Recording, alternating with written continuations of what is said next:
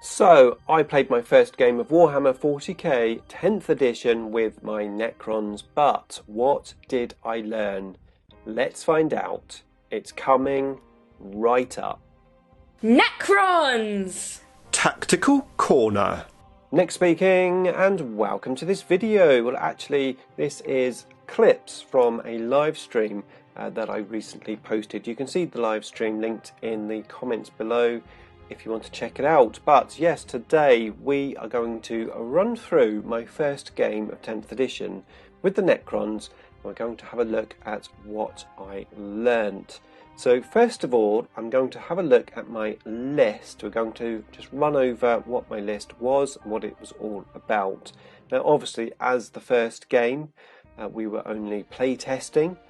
So I took some units that I wanted to see on the table and see how they did. So yeah, let's have a look at my army. So I had an Overlord, and I gave him an enhancement, the Hyper Material Ablator, which of course gives the unit stealth and a cover save. And I'll be totally honest and open and upfront with this, I totally forgot to use it.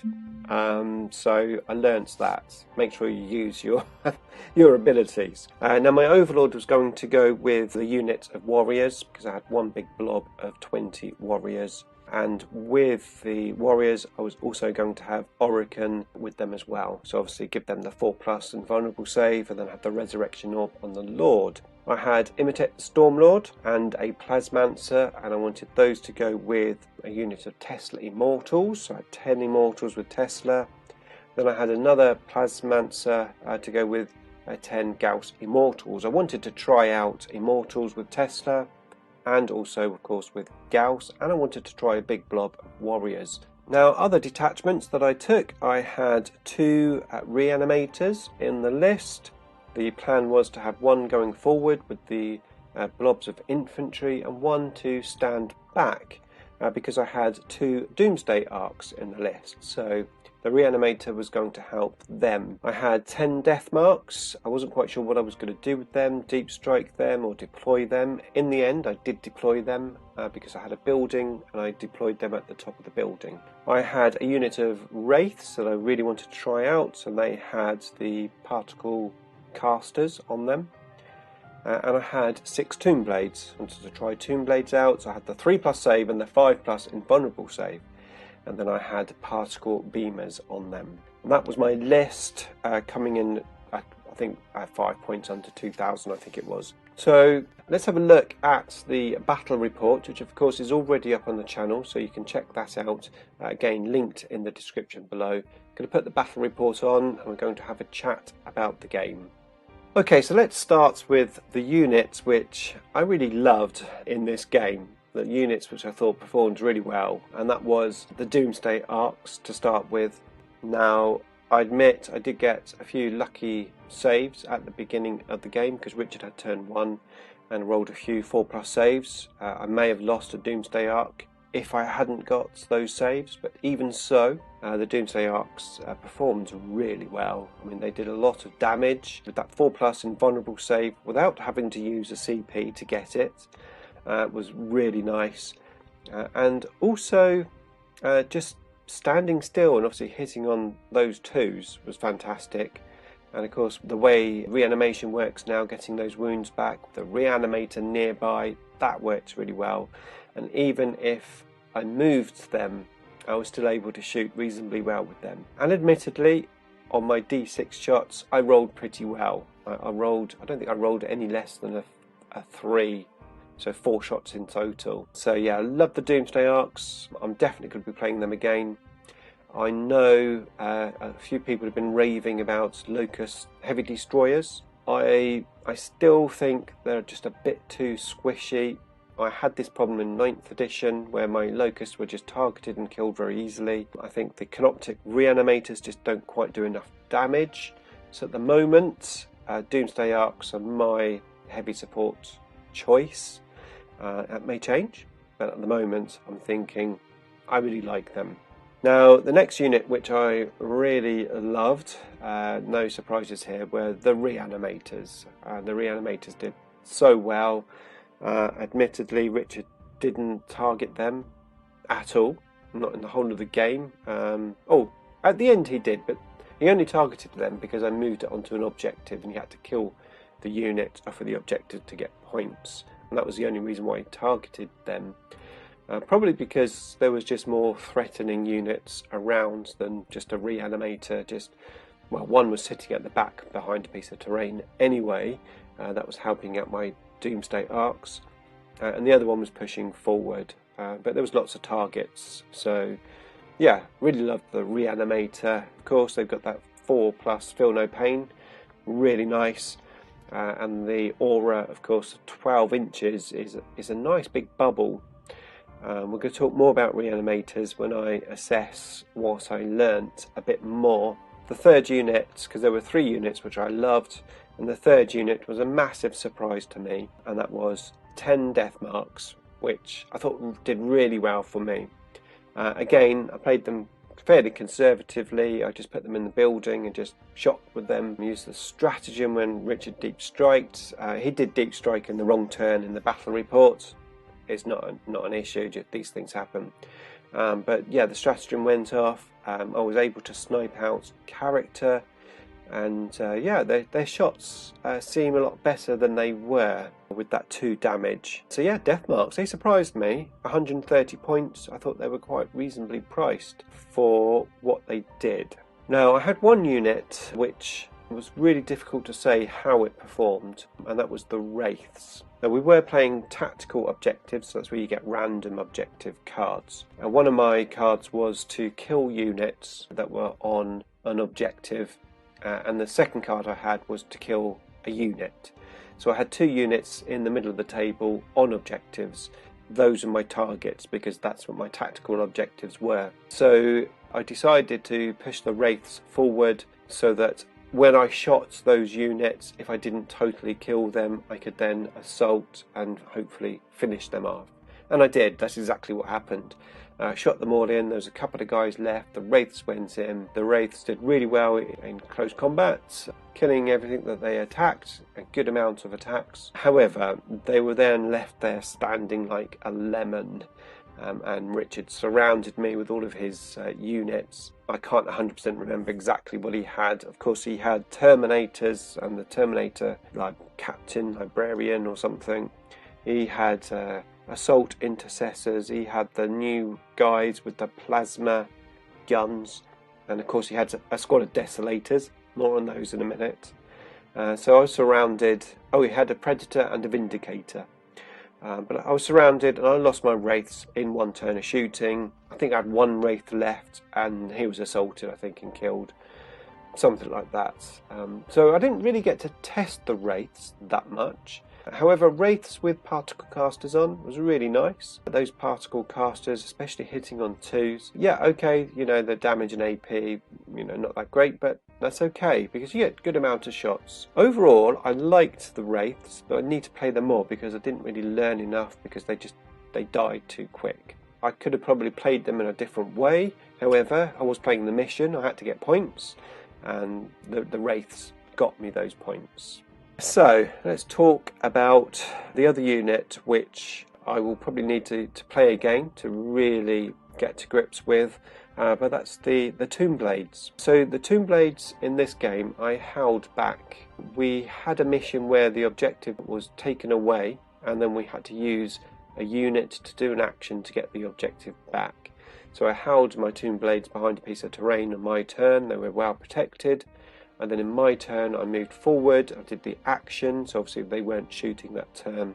So it wasn't until the next turn that I started shooting. Richard didn't target my Wraiths until later in the game, and I did get them back up using the RP stratagem. So they survived quite well. It was just that gun. I didn't really get to test the gun that much. I did shoot with them and they were okay. I wasn't that convinced by the gun. So I want to test out both the Tesla and the Gauss weapons on the Tomb Blades. But overall, they did well, and it's nice to have a unit which is actually pretty fast moving, because that's one thing I definitely learnt, was that Necrons are fairly slow now. So warriors, let's talk about warriors. Now, I lost my warriors before I did anything. Richard went first. I had my warriors nicely hidden in a piece of terrain. However, Richard had desolators, and they were backed up by a Guilliman. Now this, of course, was before the points increase, so when they were really cheap. Basically, lots of shenanigans. He had loads of dice. They were critical hits on a 5+. He did Oath a Moment on the unit, so he could re-roll the wounds and re-roll the hits. Basically, I lost 20 warriors, and I lost the characters that I had with them. However, this is another honest put my hand up. I cocked up again because I actually put my characters in the wrong unit. So I was supposed to have Orokin and the Overlord in with the warriors, but I accidentally, somehow, on deployment, put Imitek, Stormlord and the Plasmancer with them. So when I had my saves, I was only saving on 6s, where really I should have had my 4+ invulnerable save. Now I'm not saying it would have made a difference, because I think after shooting, after the warriors died, I had like 35 extra wounds to save, so they probably still would have died. However, I didn't really get to test them. I didn't get to test their guns, their survivability, the reanimator. I didn't get to test anything. I need to play test them again.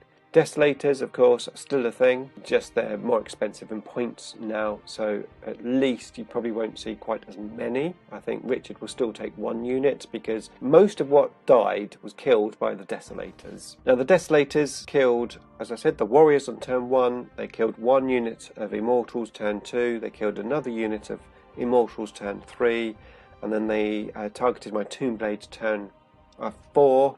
I think it was the Tombblades or the Ghost. I think it might have been the Doomsday Arc.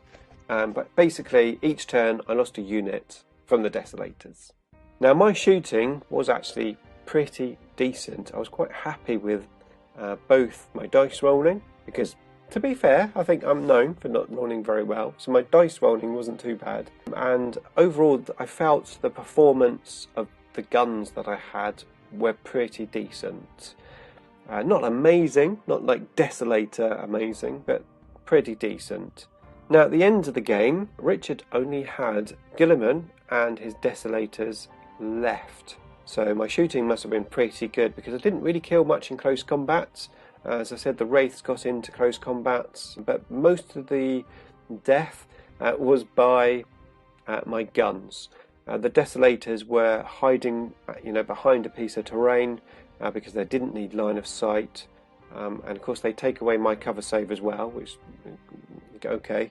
So it wasn't till the very end where Richard realised that he was lacking on some of the primary objective scoring, that he started to bring them out. So that's how the game went. I won't spoil the end result in case you haven't seen the game. Check it out in the link below.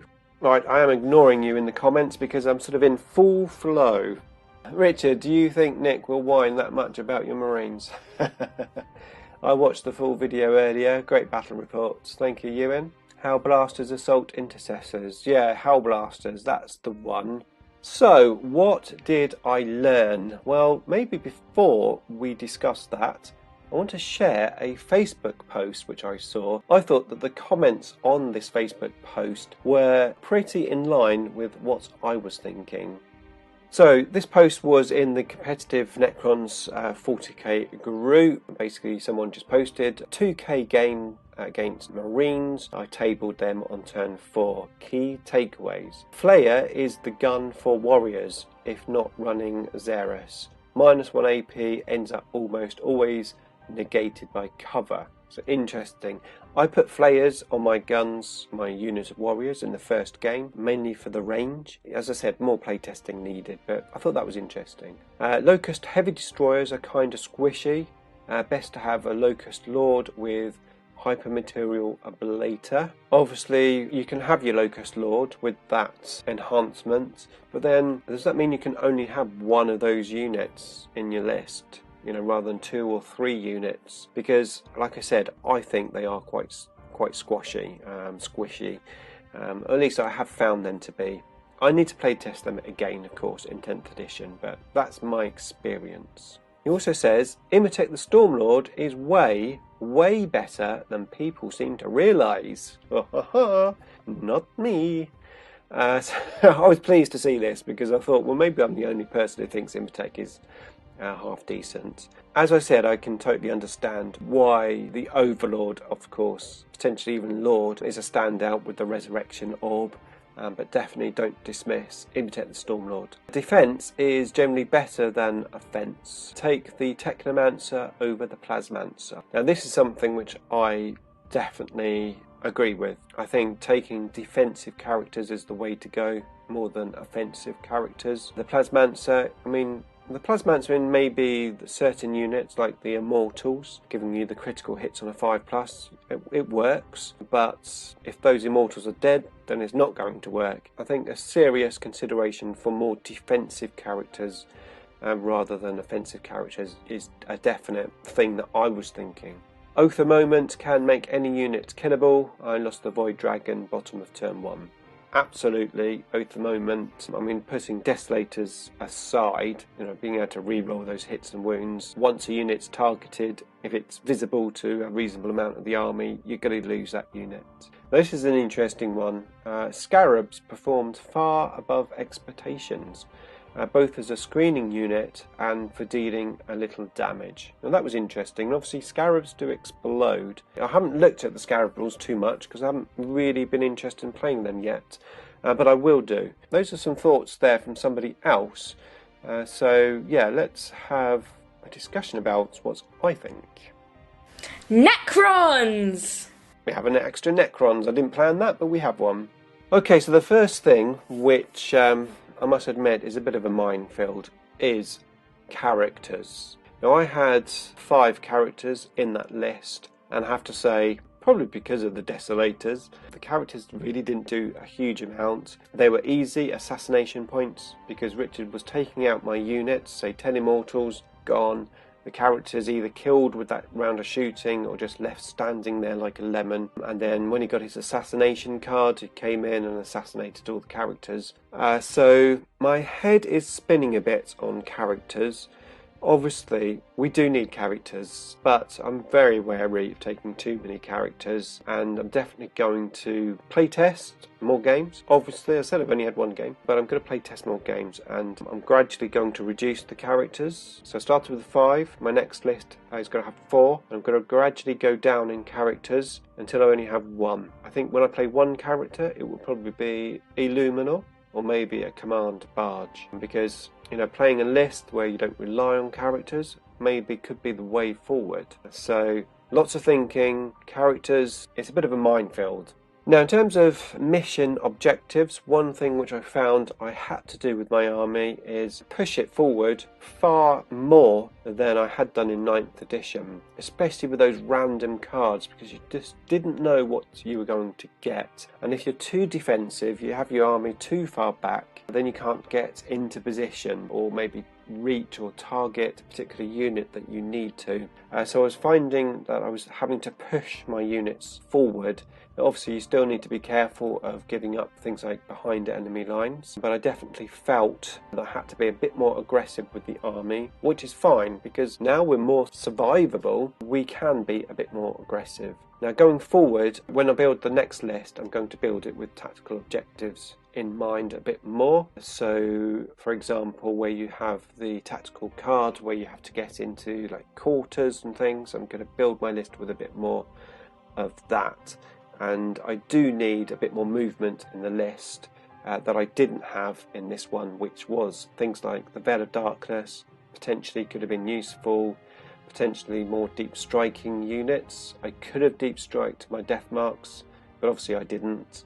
But I'm going to add a bit more versatility to movement in my lists going forward. Now, as I said, Reanimators performed really well. I haven't seen many lists with 2 Reanimators in, because obviously 1 Reanimator has a nice bubble, 12 inches all round, could potentially do all of the job that maybe 2 could do. But where I was pushing my army forward quite a bit, I still like the idea of 2 Reanimators. I'm going to play it to gain 2 Doomsday Arcs with a Reanimator at the back, and then another Reanimator pushing forward I think it worked well, but what do you think? Do you think 2 reanimators is too much? Let me know in the comments box below. So Tomb Blades, like I said, I need to playtest them again, try out the different guns. I'm not 100% convinced which gun is the best at the moment. Doomsday Arcs is a definite yes for me. They're going to be in my lists pretty much all the time. And Death Marks were definitely my biggest surprise unit. I want to play 2 units of Death Marks with a Hexmark Destroyer. However, I only have 1 unit of Death Marks at the moment, so I might have to proxy them before I get the models. But yeah, Death Marks, my biggest surprise, and I'm definitely going to put Death Marks in my future lists. Now, of course, one thing which I haven't played yet is Lich Guard, and I will be playing Lich Guard in my next list. Actually, I've got a tactical video all about Lich Guard, probably already up. If it is, then I'll link it up in the description. If not, it will be coming to the channel shortly. So that's what I have learned so far from my first game. But what do you think? Do you have similar thoughts about your games? Are they a different experience to mine? Let me know in the comments box below. In the meantime, here is a playlist featuring some of my 10th edition tactical videos.